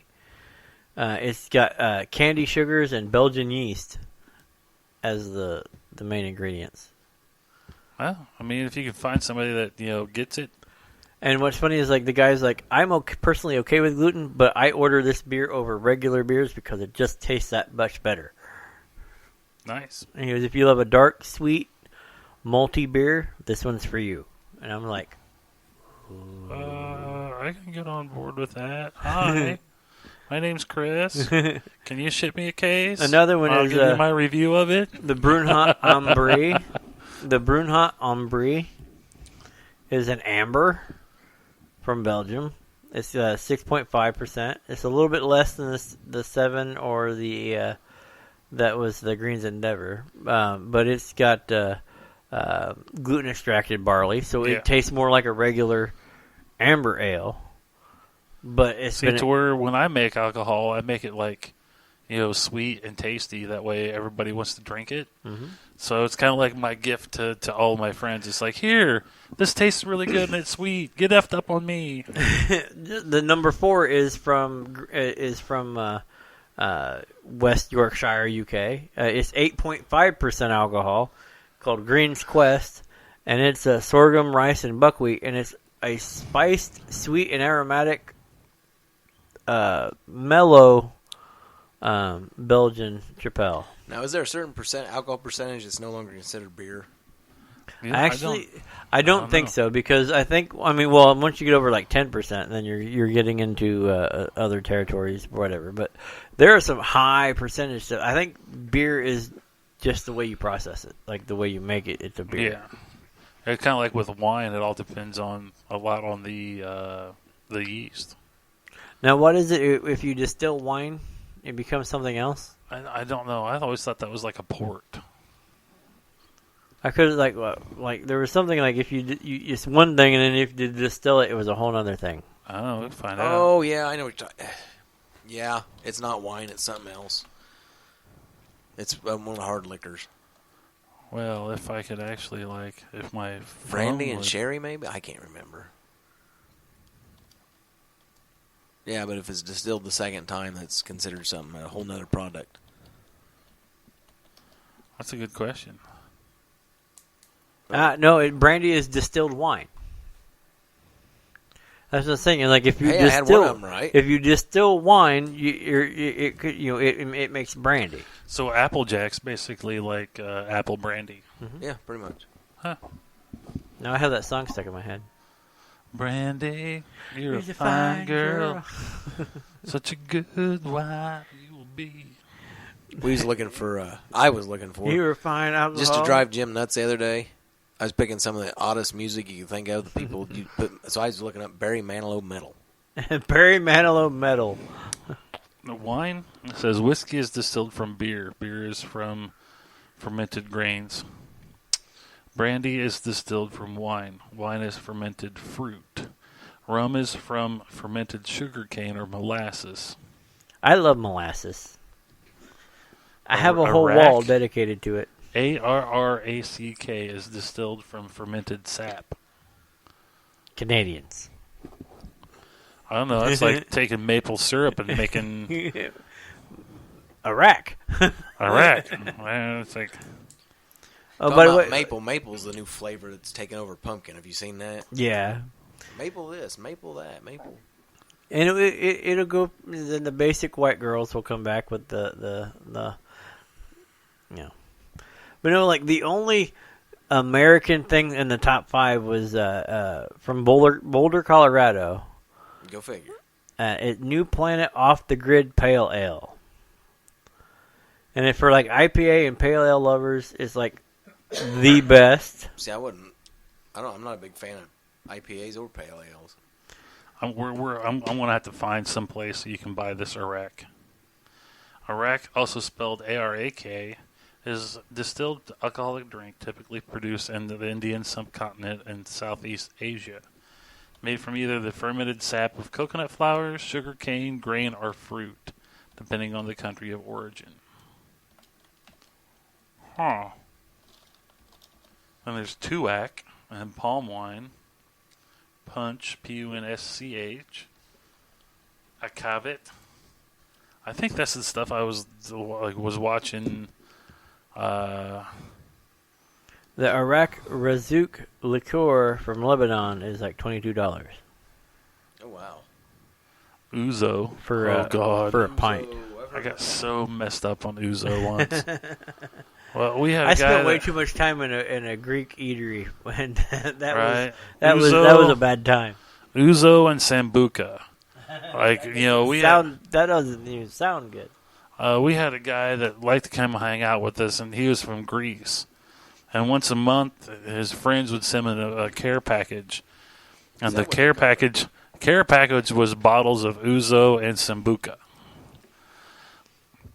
And Sambuca, if you don't like black licorice, don't try Sambuca. I wouldn't try it.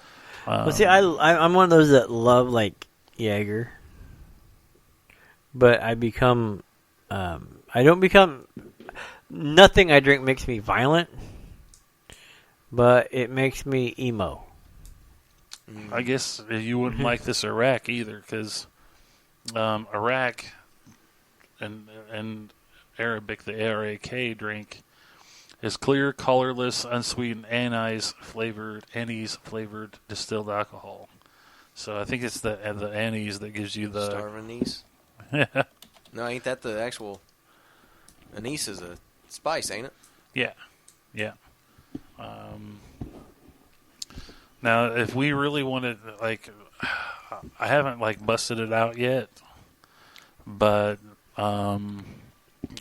one time we get together, I still have a bottle of Green Fairy. Oh. Yeah. I have a bottle of Where'd that come absinthe. from? Huh? Where'd that come from? I'm not saying. Oh, okay. It's legal in the United States now. Yeah, we can go right over to and get Wormwood absinthe over at Muncie Liquors right now. Yeah. Well, Lucid, certainly, it's labeled as certainly proper absinthe. Wormwood, anise, and fennel are all quite balanced. Yada yada yada. Yeah. And there's a certain way to pour it, and because I even have the absinthe the spoon with the sugar. You put the sugar cube there, and you pour it over the thing. And you put some sugar cubes on there, and you set them on top of the glass, and you pour it over the sugar cubes and let it dissolve. And then you can pour a little bit of water in it, and that's what gives it the water reacting with the alcohol, and the sugar gives it that green. I have a friend who, when we went over to Romania. Yeah. And did that whole little trip. Oh my God, that was so wonderful. And now every now and then I get a little bottle. Yeah. Of absinthe. But now, like I said, there's 2 bottles of absinthe that they sell over there, both Wormwood. Yeah. With Wormwood. Probably not the same content of Wormwood it used to have. Probably. I get that. Like I said, I get that stuff that made what's his name cut off his own ear, and because I typed in, I went to. Yeah, I think so. Yeah. But I typed in Muncie Liquors and checked out, and it said in their hard to find section, they carry Blue Label, Johnny Walker. Lucid, which is the absinthe. Grande Absinthe, which is a French absinthe. And then Royal Salute, which is a luxury scotch. Yeah. Created to commemorate the coronation of Queen Elizabeth II of England. But that's the stuff that they have that they can get right, or they have to them right now. 21-year-old Sapphire, Sugarland's Moonshine, 3 Olives Vodka. And then this is the other stuff that I want to try. It's a cavet. It's a flavored spirit produced in Scandinavia. And, like, I wanted to try it because, like, we were watching... Vikings? No. We were Amazing Race. Mm-hmm. And the Amazing Race, they had to do this thing where, like, it was like a game they play over there, like a drinking game involving, like, hatchets and... it was kind of crazy. Sounds fun to me. And they took shots of this cavet, and I was just like, well, that sounds fun. Kind of like, I wanted to see how much a like there's a what's that? 375 milliliters. That's a pint. Because 750 is a 750 is a fifth, right? Yeah. So a pint's $40 of absinthe. Yeah, I gave like when I ordered mine, it was like $70 for, but that was with shipping, and that was like slow boat from Europe, Moldavia. So,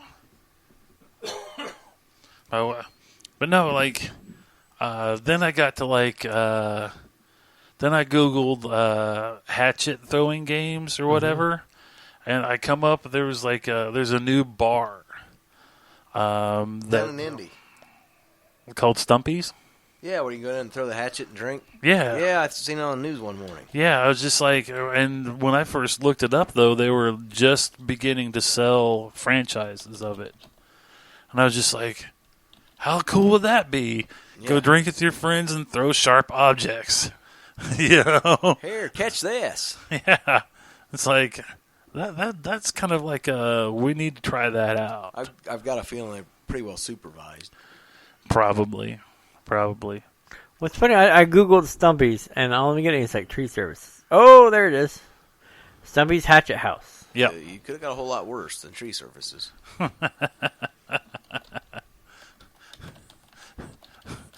He's on the dark side of the internet. Yeah, Stumpy's. Yeah, and with brass ball knockers again. Like brass cock knocker. Dang.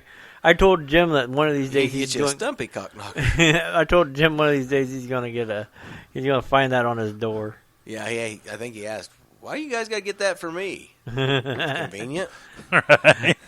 We think it'd be funny. Fits. I was like, because literally you could turn around and say, "Hi, you have a cock knocker." Right.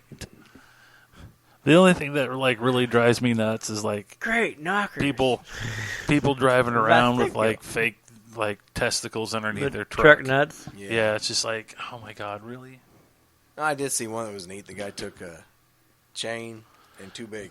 Yeah, two actual big like nuts. Coarse nuts. Yeah, that was sort of neat. Yeah, that was actually I saw that one too. I was like, okay, I can get on board with that one because I didn't mind that one so bad. Because that's actually you put some thought into it instead of like calling up a company and saying, "Send me some chrome balls for my truck." How'd you make your first million? Well, I sold some rubber nuts.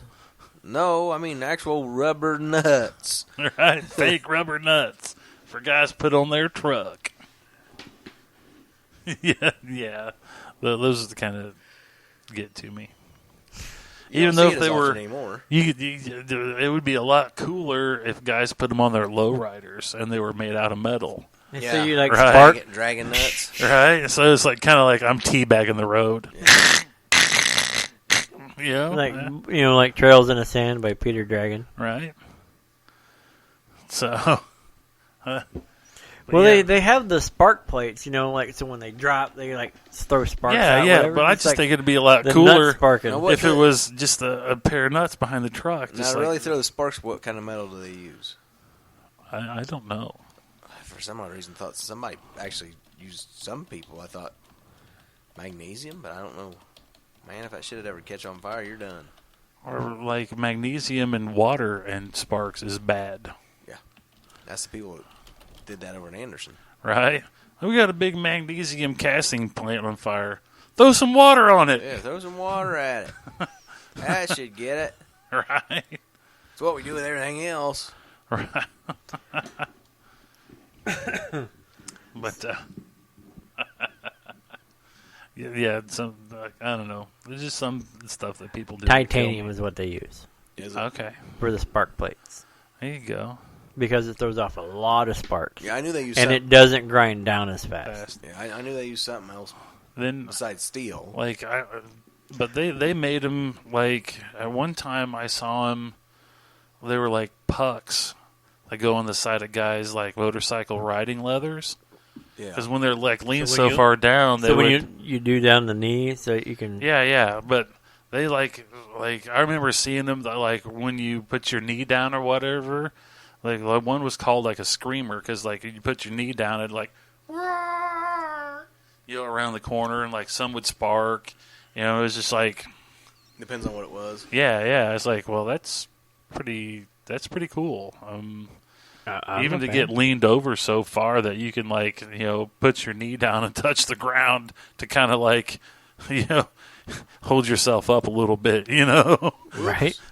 It's like I don't really get on a bike that you can lean over that far anymore. There's a reason to make the tires that round with that much tread. Right. Like the sidewalls, like in half an inch, Yeah. and the rest of it's tread. Yep. I had that big old bike of mine laid over pretty good once. Not just I was the only person on it, but it'll lay over pretty good. It sort of surprised me. Yeah, I think. Of course, you don't do it at low speeds. Oh no! Good luck picking that big bastard up. Clunk. No, I also think like a little bit at a time. I'm thinking about like tinkering on my old Honda. Get the old 750 fur out. See if I. I was actually looking for a 7050 fur. Yeah. To make a bobber. Yeah, you can do that. I mean, they're everywhere. Well, not so much anymore, but I mean, I'm talking about like those style that style bike to turn it into a bobber style. yeah. Because apparently, what I was told, like you get the bike, I have everything to turn it into a bobber sitting over here in the shed, or Pretty in much. the pull barn. Yeah, I mean, it's not that hard. I mean, and I was like, well, so you have the seat and the back suspension, the whole. He's like, yeah, it's all right here, ready to go. yeah. Plus, I mean, like bobbers are cool. My wife done told me she's not interested in ever getting on a bike. Like So yeah, I don't need a seat. yeah, bobbers and choppers. I mean, they were Said just the same thing. they were kind of like Now she gets mad if I go ride by myself. they were kind of I think my born wife out wants of me to prove that I can handle it before she wants to get on it. yeah, they were like kind of born out of necessity. Like guys would wreck their bikes, so they would just like cut off like the damaged part and like go ride some more. So that's how they kind of be called that. I honestly think, for me personally, I like the, and I know there's a lot of guys out there, and Jim's one of them, that looks at me like, I understand you like that, but that just looks nasty to me, or that doesn't look appealing to me. The matte black, like the matte colors, yeah, not the chrome and all the, like, I like paint. yeah, like, No, you like primer. well, no, what I was saying is like, no, I'm talking about like, I want my bike finished. no, I'm talking about like the well, if engine. you're just starting out like riding or whatever, you can leave it in primer. That way, when you wreck it, you just like Yeah, exactly. Yeah. No, what I'm Fixed. talking about, like, there was one over here at Bryant's. They had, it was I think it was a Sportster, but it was the military style, whatever. So it had like the OD green with the star on it, and like all of the engine components were like it was either just a flat metal or black matte. Now, see, they did I thought that looked sharp for me personally. Like, I liked that. Yeah. They did it's a paint scheme for 115th anniversary. I think it was on a Street Glide, Electric Glide, one of the two. That was a blue matte with black. I bet you that was good looking. And that didn't look bad. The blue actually, to me, looks... But the red or the black or the blue looked decent. Yeah, I mean... and it's not like... They actually called it the matte for a while. Yeah, the matte is a neat looking colors, but when you get into like the flat black, it looks like rattle can. I'm not really... Yeah. To me, that looks tough. I like that. I like that too. That's not bad. That is the style of bike that I like. See, and like my dad, he purposely bought a Dyna Street Bob. Pull up the 115th paint schemes. Because it was black, and there's only like a couple little things of chrome on it, like the pipes were chrome. Yeah. That's about it. Like all of the seat rests and everything was all done in black wrinkle, like the engine, and like the bolts and stuff were finished like in a stainless or whatever. And to him, that looked more detailed than some other stuff, and I really liked the look of it. That? Yeah, that's the blue and the black one. Yeah. I can get on board with that, I did too. like the looks of that one. But see what I'm saying is, like, for me, like, all of this shiny stuff, like, I liked the other with that matte. Well, click on the one above there. See up top there? See, that's another... Up and then over. Yeah, he clicked on it. No. This one? Or no, over one more. No. Wrong direction. There. Yeah, that's what he had. That's just a bigger picture. That's another paint scheme they did, but that's the that has the chrome. It isn't chromy. It's black. Yeah, you could call that. What was that song? Blue on black, tears on your pillow. Black. Yeah. There you go. That is more of attractive to me. Yeah. So that's why I like bobbers more, because you can do that style. Yeah, and it looks good. I would ride the crap out of that because I like that too. But like Jim was like, "Oh God, I can't stand I like lots of chrome." I'm like, "That's cool." Well, okay. You want it painted lime green? You have Puerto Rican? I mean, sorry. Got some gold medal flake in there, do you, Jim? But no, like I said, like not flakes. I'm talking just no flakes. Right. Or what was it? What was that movie? Was it like Gone in 60 Seconds, where he's talking about how like that green car was horrible or whatever, and then the guy was like all mad, and the like the mob boss or whatever is like, well, you beaners do have the most horrible taste in collars. Yeah. I can't remember what movie it was from. I think it might be Gone in 60 Seconds. See, I wouldn't mind having a little less. I don't remember. I like mine. Looks okay. I like your color too because it's different. Yeah. It's a 1 year color. Yeah, it's like you go and it's like you see him do this. Yeah, you see him. It's like okay, that bike's black, that bike's blue. Ooh, that's different. Mine's brown, maroon. Depends on what color, what angle you're looking at it, or what light it's under too. Yeah. So it's an interesting enough color. I watched a lady almost walk into her car up at the Culver's up in Marion. Yeah. I mean, I've just never been big on the Springer front ends. No, I'm not big into Springer front ends either. I'm sorry, the 42. Yeah, but I mean, if you're like restoring an old school bike like that and it has a Springer front end, yeah, keep it. Yeah, keep it. But just to like buy a Springer, it's like no. If the price was right. Yeah. It's like, they quit really making those for a reason. But what I was trying to say. Well, you're supposed to adjust them every so often. Yeah, it's like, no. Along the lines of what I was saying is I don't know if it's because I'm weird or because I like the history side of things. Is I would ride around all day on that thing. Yeah, kind of like start saving now. Well, I know I could probably never afford it. You might have one in 50 years. I could never afford it. But the thing is like, that's why I like the Ural Patrol.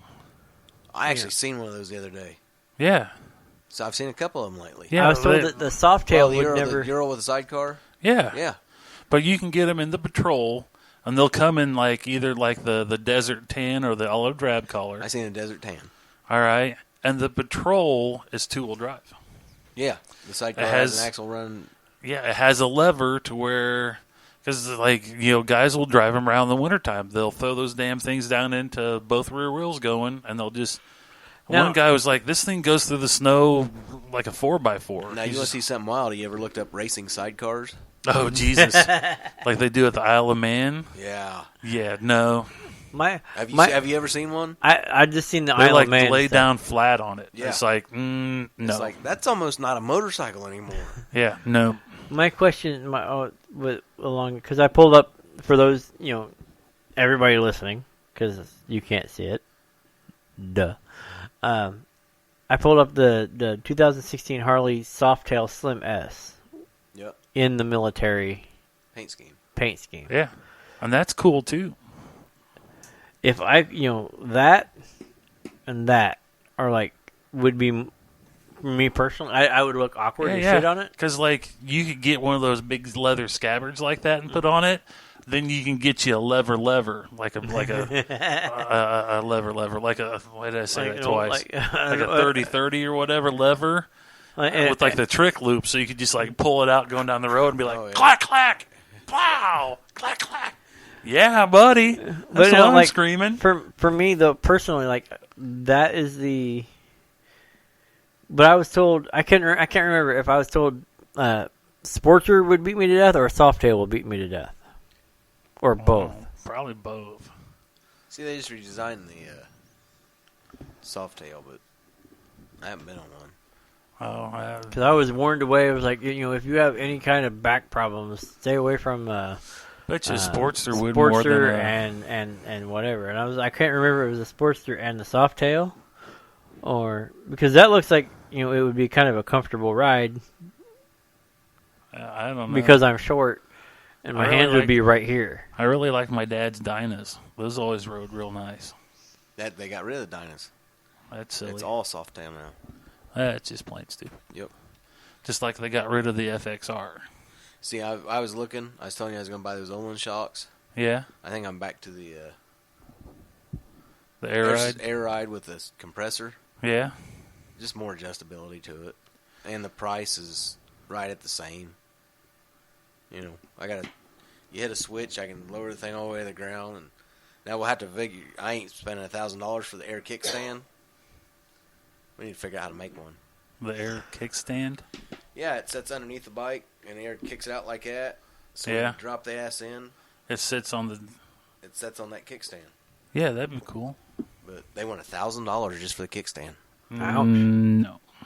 All it takes is a couple of metal pucks or whatever, and some solenoids. Yeah, you get an actual an actuator. Actuator, yeah. Yeah. I'm sure I could find somebody that could design one, or I could. I just so happen to know a mechanical engineer. Who'd have thunk it? Yeah, yeah. He spawned me. Quick question before we go, because it's 3 minutes till. It says free rider program. What is that? Oh. I have no clue. Free? Oh, it's a free rider training program if you're active military. Oh, if you're active military? Active or retired military. Or active or former military. Did Harley just come out with a new twin-cylinder water-cooled bike? Yeah, they're little 750 and the 500s, I think. Yeah. Yeah, like the little beginner bikes. Yeah. That's what they teach on the running classes. Because I saw him on the 500. I was like, oh, the price is right. Like the grand prize at the end. The price is wrong, bitch. One of the the prizes at the end. I'm just like, and he's like, Harley's water cooled twin. I'm like, when did Harley make a water cooled twin? They were trying to get some of the. Why don't we have one? I'm all about twins. I think they was aiming that towards the younger generation.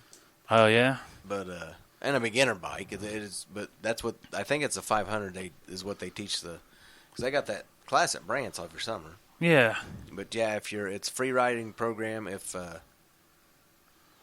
active military or I think just former military. Huh. I think it's active. It's free. Former military is a discount now.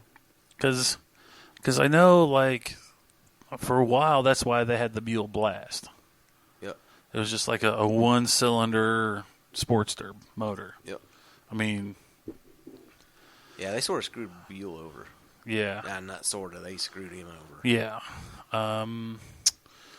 But I can't remember. I think it was like Palcho, one of those aftermarket companies, for a while was making a Softail frame that you could put a Sportster engine in. And for a while I was just like, how cool would it be to get one of those big 1200 Buell engines? Yeah, slapping that Softail frame. I bet you that sucker would scoot down the road. Oh yeah. And it being a Softail, you'd have more room on it than a regular Sporty because, I'm pretty cramped on a Sporty. Yep. But, a Softail's like a big twin, like a Dyna or, whatnot. And I had plenty of room on my dad's Dyna. I got all kinds of room. I thought about getting a backrest for me, but hell, if she's behind me, I don't need one. Right? Just lean on her. Yeah, I just lean back. Right? She is the backrest. I just got to get the handlebars to make it more comfortable. I'm getting handlebars before I do suspension. I can tell you that. Well, yeah, because you want your rider position to be more comfortable than, We are done. We are actually out of time. We're out of time. Well, we covered the gamut of shipping beds to motorcycles and booze. Booze is actually a staple on this show. Yeah, booze, boobs. Motorcycles. If I have anything to say about it, booze is going to be a staple of every show. I'm pretty sure that everybody's going to. Well, I'm voting for going to the Anderson Drink Hall. That sounds like me too. Yes, I'm for $30. We'll just have to figure it out. Then, All right. Yeah, order tickets. Well, it is after 10 o'clock. We are actually behind. Sorry. No, it's all right. We will talk at you next week. Same bat time, same bat channel, right here on the Geek Public Radio. This is the Man Cave. I'm Bill. I'm Brian. And this is Topher behind the board. And next week we'll bring even more booze. Awesome! I am so here. Later. I hope you are. See ya.